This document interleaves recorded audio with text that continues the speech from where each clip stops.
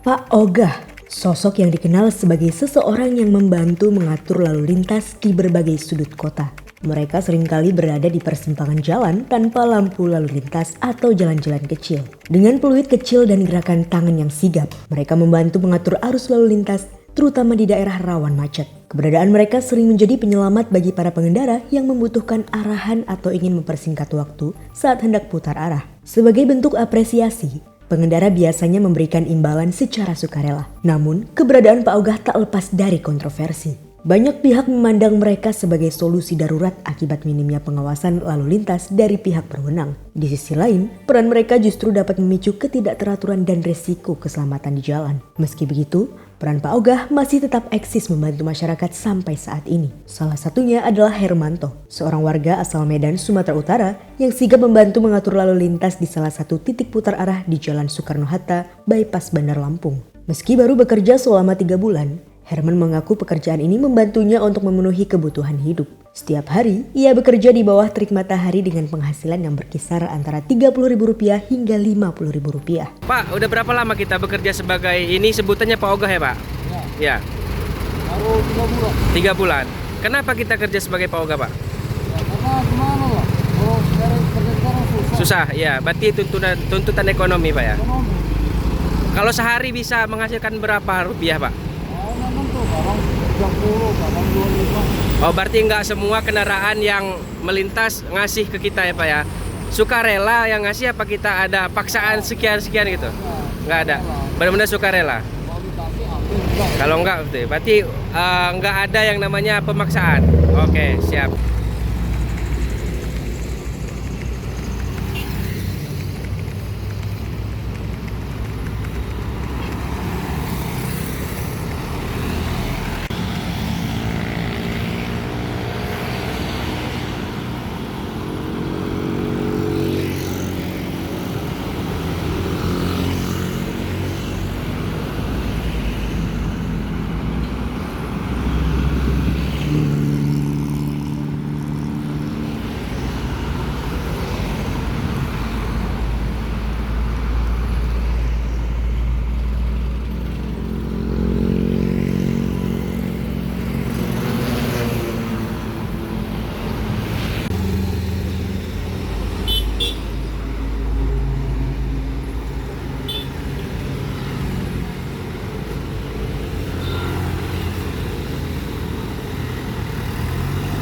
Hal serupa disampaikan oleh Adit, masih dengan profesi yang sama.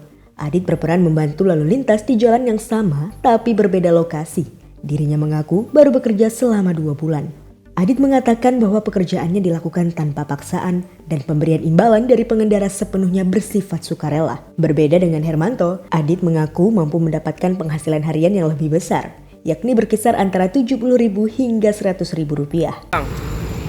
Bang Adit, udah berapa lama Bang kerja sebagai pengatur lalu lintas ini Bang? Udah 2 bulan. Udah 2 bulanan ya. Berapa penghasilan sehari?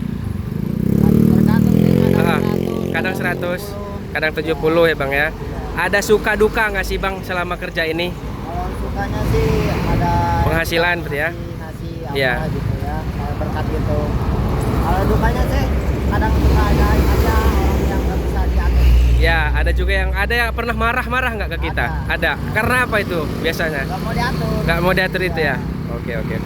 Semua orang ngasih nggak sih Bang? Ada yang ngasih, ada yang nggak. Kalau yang nggak itu gimana kita? Nggak apa-apa. Nggak apa-apa, nggak masalah. Berarti kita nggak ada melakukan pemaksaan gitu ya? Oke, siap Bang.